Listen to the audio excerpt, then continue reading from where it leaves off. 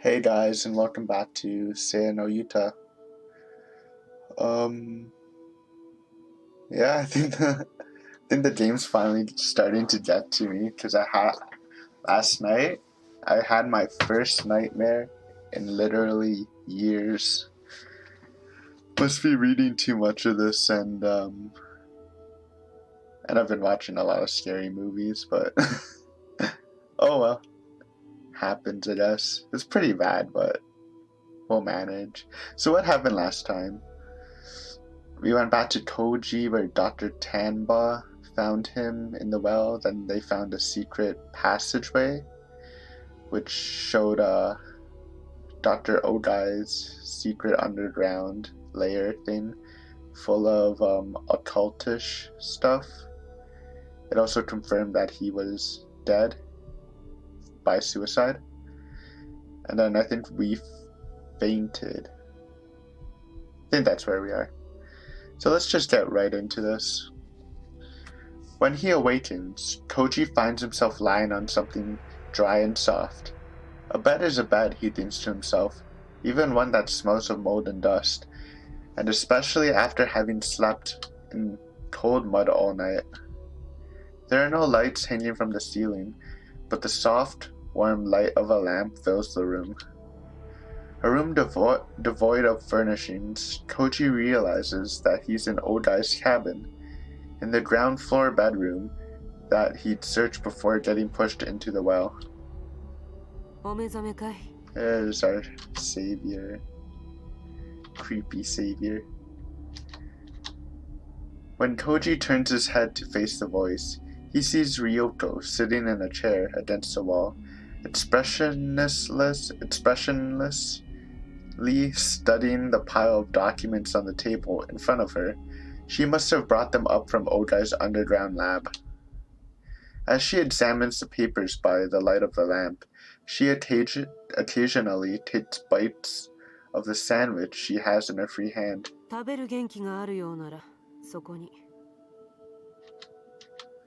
Without looking up from the files, she gestures towards the convenience store bed sitting on the nightstand. Koji can't imagine that a woman, even one like Ryoko, could have climbed out of the well with him on her back.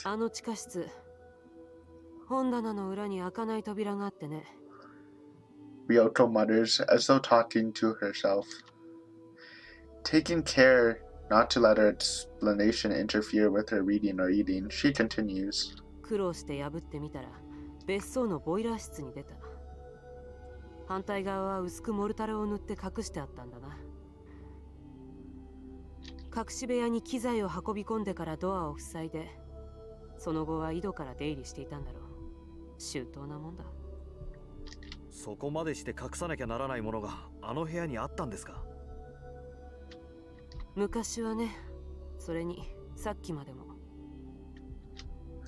Having finished her sandwich, Ryoko picks up some unsorted papers with her free hand and waves them in the air. 世界中の研究者が誰もかも学会で演壇に上ってリサイタルをやりたがるわけじゃないのさ。自分一人が秘密に通じて、最後には自分のしたいもろとも秘密の墓穴にしまい込んで満足するような。Koji still hasn't the slightest idea what Odai's secret might have been. From what Ryoko said in that tunnel, however, he can guess that whatever it has done something to Fuminori.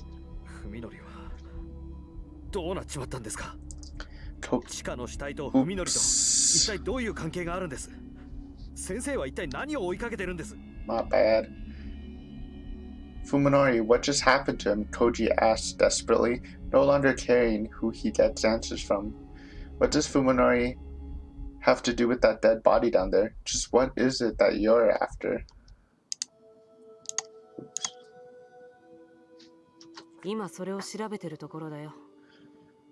Ryoko replies coldly, as though Koji's concerns are none of hers. 私が咲坂君から聞いたところによると、彼は王外の親族から調査を頼まれているという話だった。ええ、それは俺も聞いてます。そうか、一貫してるんだな。Ryoto pulls several sheets of loose leaf paper from a different file. だが王外に血縁者はいない。私は咲坂君が嘘をついているものとばかり思っていた。だがもう一つの可能性を考えるべきだった。彼は王外の親族を名乗る何者かにそそのかされていたのかもしれない。Ryoto pauses, then looks sidelong at Koji. サヤという名前に心当たりは？さや？いいえ、誰なんですか？さて誰なのか何なのか、読めば読むほどわからなくなっていく。Okay, so Dr. Tamba doesn't know about Saya completely anyways, or before reading the documents. So that means they were after Odai for a different reason than whatever his relationship with Saya was. So I do think that he either found or summoned Saya, whether she's an alien or some kind of monster or demon or whatever, which made him go crazy, which probably led to why they were after him. Or he could have been like that before, and Saya validated his research. She sighs bitterly, then returns her attention to the papers in her hand. 間違いなく言えるのは、そいつが王外の研究の核にあるものらしいということだけだ。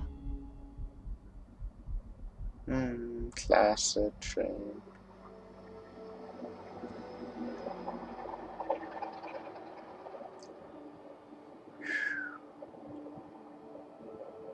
もし咲坂君がこのサヤと呼ばれるものとすでに深く関わっているのなら、彼はもう引き返せないところまで踏み込んでいるということになる。The icy certainty in Ryoko's voice sends a chill down Koji's spine. だとしたら、どうするつもりなんです、文則を。He has to ask, even though he already knows the answer. さっきも言ったよね。1年前の私も手元に銃を持ってればってどれだけ後悔したか知れないんだ。Ryoko replies, smirking at the tension in Koji's voice. もう二度と後悔するつもりはない。俺が警察に行けば済むことです。Ryoko doesn't respond, as though she didn't even hear what Koji just said. 文則がやったことは殺人未遂です。俺が訴えれば、あいつは犯罪者として。目撃者は、物証は、咲坂君が君を殺す動機は？ Ryoko cuts him off harshly. なあ、トノ君。君は警察の仕事についてひどく勘違いしている。彼らの職分は正義を貫くことでも、市民の安全を守ることでもない。そんな。不条理な物事について、きちんと条理に沿った体裁を整える。これが警察っていう役所の仕事だ。Disagree about that. 彼らの思考はいつだってより理解しやすい方、より説明しやすい方に傾いていく。I mean, kind of, but that's what logic is, right? You would always choose the most logical explanation for any question, normally. I mean, you can't blame someone for misreading a really weird situation that's hard to explain by using like the tactics that they use for their other jobs, right? それこそ水が低い方へ低い方へと流れていくように。Okay. 事実がどうあろうと彼らには興味ない。彼らが感知するところではないんだよ。Maybe in special 小説より気な cases. る事実なんてものは。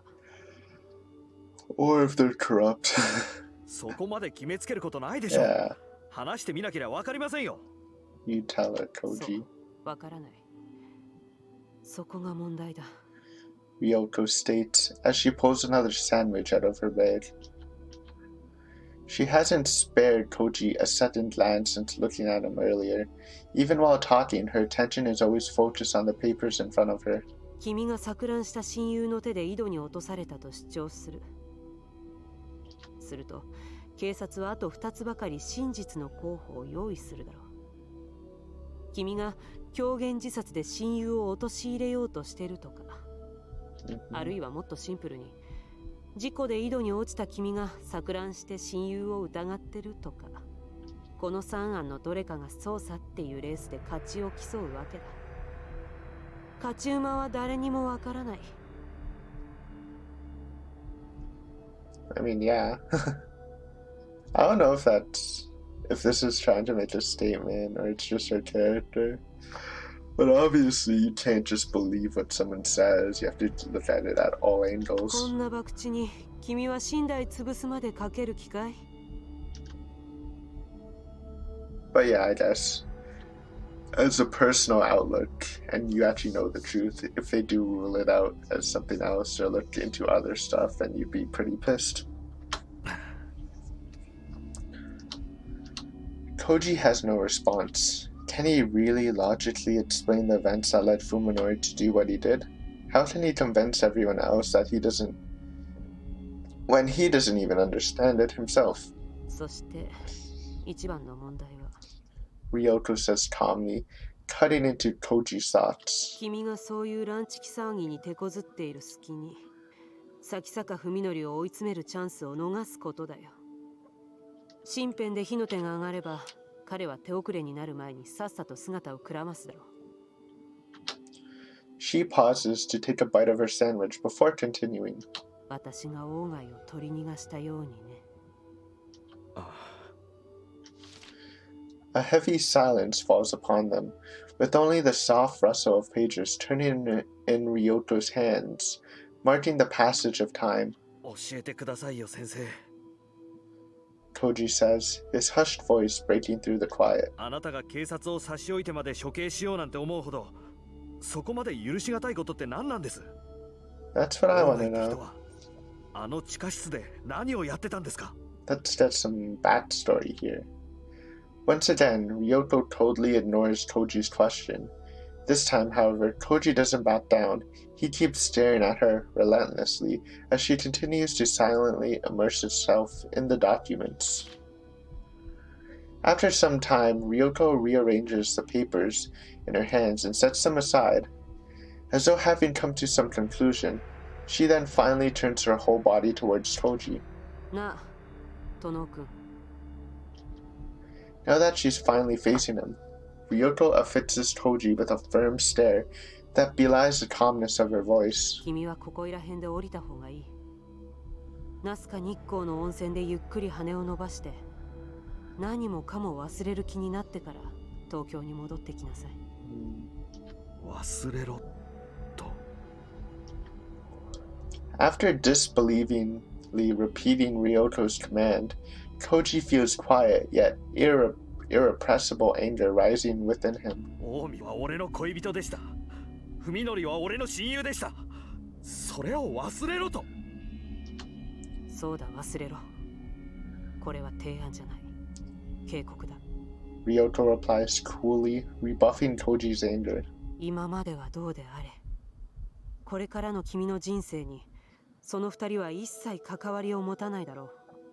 断言してもいい。じゃあ筑波は？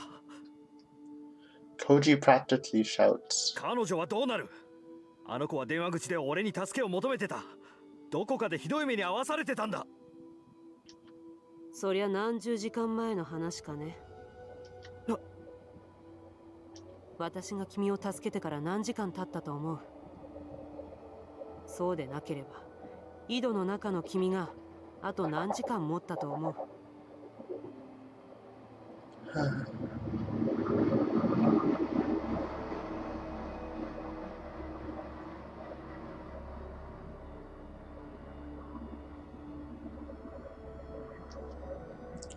She shakes her head, then coldly says, 遅すぎるよ。彼女はとっくに死んでるだろう。誰もが君ほど幸運だなんて思わない方がいい。あんたは Koji growls, unable to suppress his anger. あの井戸で俺の死体を見つけても、あんた、なんとも思わなかったんだろうな。そりゃ覚悟してたからね。まさか生きてるとは思わなかったよ。Ryoto says with a shrug, unfazed by Toji's ire. Don't know how to pronounce that. Once again, Koji has been made painfully aware of the futility of arguing with this woman. No matter how hard he tries, he'll never be able to make her feel shame or reform her ways. It's meaningless to debate with someone whose morals are fundamentally different. That is true. Debating someone with completely opposite morals will usually never result in either person changing their minds. Usually. I guess it depends how strongly their morals differ. Koji gets out of bed and stands on his shaky legs. どのくらい俺は寝てたんです。ざっと半日ばかり。消耗した後速やかに休息が取れるってのは羨ましいね。Oops. Didn't mean that. Koji looks at his watch and sees that it's 4 a.m., which means that it was already early evening when Ryoko rescued him. He can't believe that he survived sitting in that well for almost 2 days. Now that the gaps in his memory have been filled in and his sense of time has returned, he realizes that it's already Sunday morning. Ryoko's right. A lot of time has passed since he spoke to Yo on Saturday.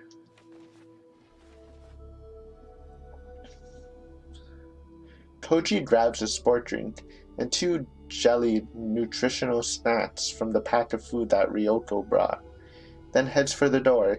He's still unsteady on his feet, but he can manage through force of will. 念のため聞かせてもらうが、どこに行くつもりだい？東京へ。Ooh, savage. Koji replies brusquely. That's a Google. Education. Brusquely. Definition. Abrupt and curt manner of speech. Discourteously blunt. Well, I kind of guessed that, but just to confirm it. His tone no less hard than Ryoko's. つくばようはまだ間に合うかもしれない。彼女を助けに行きます。There we go. 人の話を聞かないやつだね、君は。聞く耳持たないのはお互い様でしょう。Koji's expecting Ryoko to watch him go with that cold, mocking smile of hers. Instead, however, she sighs heavily and rests her jaw in her hands. もう少し待つ気はないか。こいつのどこかに。She thrusts her chin at the mountain of papers in front of her. オーガイがサヤと名付けたものが何だったのか、答えが隠されてるはずだ。そいつを突き止めて、ちゃんと対策を講じてから動くべきだと私は思う。つくばが死んでると決めてかかってるあんたなら、当然そう思うでしょうね。Valid. In truth, Koji is extremely uneasy about going on alone. He knows, however, that even if he did have Ryoko's help, she would surely bring the worst possible end. He mustn't depend on her. 殿くん。Ryoko calls, just as Koji opens the door and steps into the hallway. 仮にも一度は殺されかかってるんだ。もう二度と殺されるな。She picks up something that was lying next to her pile of documents and casually tosses it to Koji. A gun? Yep. When Koji catches it, he feels its solid weight fill his hand. Ooh, an old gun. Or maybe not old. It kind of looks like a wooden handle, though. Though again, I don't know guns. Obviously, that's a revolver. Koji stares at the menacing shape of cold metal. It's a revolver, the one that was clenched in Ogai's skeletal fist. Oh, using Ogai's gun. あと4発入ってる。安全装置はない。引き金を引くだけで弾が出る。Don't you have to pull this thing back too? I think again. I don't know. I've never shot a gun, and I live in Canada. We don't really have a lot of guns here. どこでどう使うかは君の判断に任せるよ。Bang bang. If Koji were his usual cautious self, he probably wouldn't hesitate to reject the dangerous offering. I'm pretty sure guns in Japan, at least, are like highly illegal, right? Like it's not legal to hold a gun, I think, for a normal citizen, anyways. Could be wrong. If Koji were his usual cautious self, wait, I said that. The only end a gun can decisively bring is absolute ruin. He doesn't intend to go back to Tokyo to fight a losing war. However, without even knowing it, Koji has already set foot into Ryoko's world. Choosing instinct over reason, he accepts a small but deadly weapon and stuffs it into his pocket.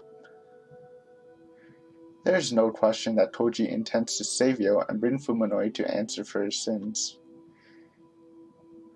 In the back of his mind, however, he clearly hears the footsteps of destruction approaching. Boom. Was it snowy last time? It had to be. Why is it covered with snow? I swear it was sunny.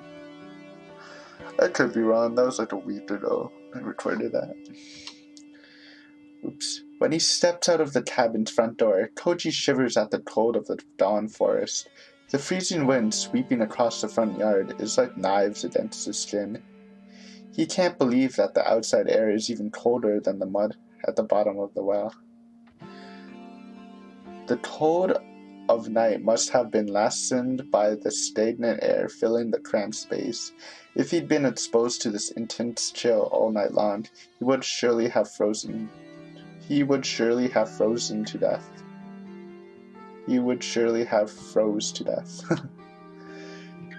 Koji finds two cars parked at the end of the road, leading to the front yard. The mini car next to the Accord must be Ryoko's. When he sits behind the wheel of his car, he gets some relief from the feeling that he has taken the first step, however small, back into his world.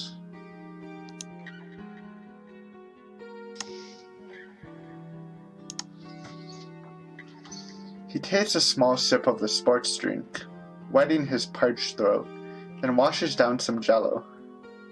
His stomach rebels at the sudden influx of food after 36 hours of emptiness, but he manages to force down the urge to vomit. Koji needs the energy, no matter how hard it is. He must regain enough stamina to overcome the challenges ahead. After forcing down the necessary amount of food, Koji leans back in his seat and takes a short break. Now that he has begun to feel like himself, he reaches into the bag and pulls his spare cell phone out of his bag. He has a spare cell phone? Damn. He has his old phone. I remember that. Okay. He never expected that accidentally tearing two phones would be such a stroke of luck. Guess he just didn't transfer his number. As he calls up... Is he really gonna call Fuminori? Why don't you call like Yo or something? I feel like, I don't know, that's a pretty ballsy move. Whatever. Alpha Koji, I guess. As he calls up Fuminori's number and prepares to hit send, Koji is overcome by a flood of emotions. Rage, despair, sorrow, pity. He is unable to decide what to feel towards his friend. However, there is no time for such idle worries. Every second lost diminishes the chance of saving Omi and Yo. Koji refuses to even consider that it may already be too late. He steels himself, then presses the button, then holds the phone to his ear as it rings louder and louder than ever before. Right now, Fuminori's phone must be displaying the name of the caller. Koji wonders what Fuminori's reaction will be when he sees it. The call goes through. Oh god. Oh no! Come on. Koji clearly senses surprise, apprehension, and the dark fury coming from the silence at the other end of the phone. And trains. Who can live without trains? Feeling slightly gratified, Koji delivers the first jab. よう、そんなに意外か、主任からの電話は。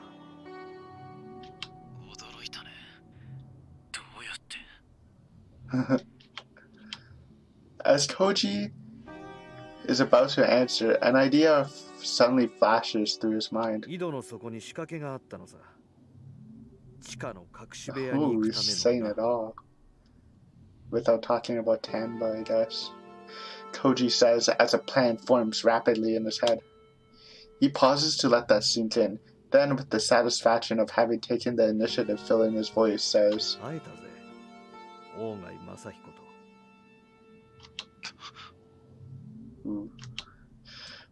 Fuminori's dash makes it clear that Koji has seized the advantage completely. Keeping his voice fearless, he decides to further exaggerate the truth. 何もかも分かった。さやってやつのことも全部。お前たちは終わりだよ、文則。何もかもばらしてやる。ところ構わずにぶちまけてやる。It's obvious from the sound of Fuminori's voice that rage has overwhelmed his reason. Koji's hit-or-miss bluff appears to have worked perfectly. His victory is tainted, however, as Fuminori's extreme response toward Saya brings a cry of pain from the traces of friendship still hiding in the depths of his soul. 咲坂君がこのサヤと呼ばれるものとすでに深く関わっているのなら。My mouse is there. Ryoko's cold words play back in his head, sounding even more pitiless than before. 彼 Pitiless. はもう引き返せないところまで踏み込んでいる。He mustn't allow himself to be overwhelmed by useless 文 emotions. 則。近江と筑波はどこだ？ Koji suddenly switches topic, trying to keep Fuminori off balance.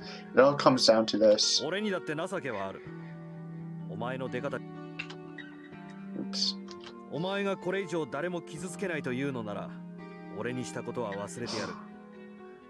俺だってこれ以上、お前とさやに関わり合いを持つのは願い下げなんだ。君たちさ Yikes. え無事に Well, 戻ればいい。 I think Saya can technically turn Yo back to normal, right? But I think her mind would still be broken, but at least she can physically return normal.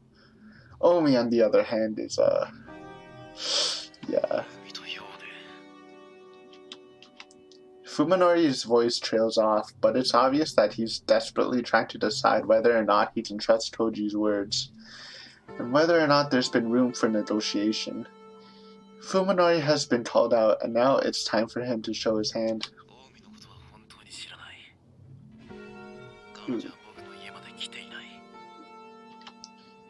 Fuminori pauses, then gives a knowing chuckle that sends chills up Koji's spine.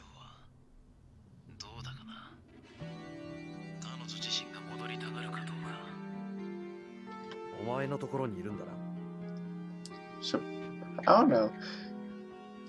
I kind of got the feeling that Fuminori knows about Omi, but maybe he doesn't. Which I guess I don't know. I guess it depends on if he asked Saya what he ate the first time, but maybe he just didn't. Guess it doesn't matter too much. Koji is relieved to learn that Yo's location and that she is at least alive. At the same time, however, it is now clear that Fuminori had something to do with the suffering that Koji had heard Yo going through over the phone. Had Yo already fallen into Fuminori's trap back then? What has happened to her? How is she being treated?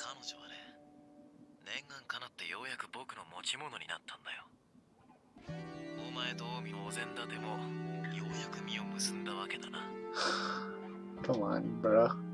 Fuminori says with venomous sarcasm. Koji feels despair settling over his soul.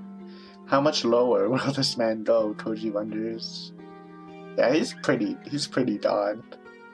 Like again, in the first ending, I kind of felt like it was. I thought it was a pretty good ending because at least Fuminori didn't go to the point of no return, right? He kind of gained his humanity back, even though his life, I guess, is pretty meaningless if he's like stuck in a mental facility or whatever. Train, shut the fuck up. But at least he's still human. Like at this point, Fuminori has like no regard for human life at all. He's pretty unhuman. And that's again to match Saya. Must Fuminori seek out and destroy every memory of the friendship that they'd once shared? スクバを解放しろ。彼女の安全を確認したら、お前らについての証拠を破棄してやる。信用できるか。そっちが先に。Gonna ask for old guy to take the phone. お前に選択の余地を与えるつもりはないよ。That's the right choice. Koji pressure him. Koji instinctively realizes that it's dangerous to push his bluff any further. 後でまた連絡する。それまでによく考えておけ。He hangs up without waiting for a response. Fuminori doesn't know that Koji is still at the cabin in Tochigi right now. Right now, he's probably worrying about whether Koji will show up in an hour or a minute. Koji hopes that he'll be able to take advantage of Fuminori's confusion. 3 hours, that's how long it'll take to race all the way back to Tokyo. Koji is afraid that his body won't allow him to maintain the concentration necessary for such a long drive. His mind is clear, but his limbs still feel half asleep, like they're weighted down with lead. Although he knows that he has to stay resolute, Koji still longs for the life that he had until a few days ago. Back then, life or death conflicts were the furthest thing from his mind, and he'd never imagined that he might be fighting for someone's life. With each passing moment, he feels himself becoming less like the person he was. When all of this is over, will he be able to return to his normal life? Or will this change continue until it has consumed him and his world? Time is against him. Every second that passes is wasted. Even so, he decides to allow himself just 5 minutes of weakness. For exactly 5 minutes, he leans against the steering wheel and cries. And when his tears have run dry and his heart is calm, Koji starts up his Accord and drives away. Boom. Okay, let's end it here. I hear moans. Or kissing, whatever. Let's just end it here. Thank you guys for watching. This was an interesting episode, at least. I think we're heading towards the climax, so we should be done with it soon. Pretty excited. Koji's being a badass. I appreciate it. But yeah, I'll see you guys next time whenever this video is uploaded. I think this is Monday's video, so in 2 days if you're watching. Okay, bye.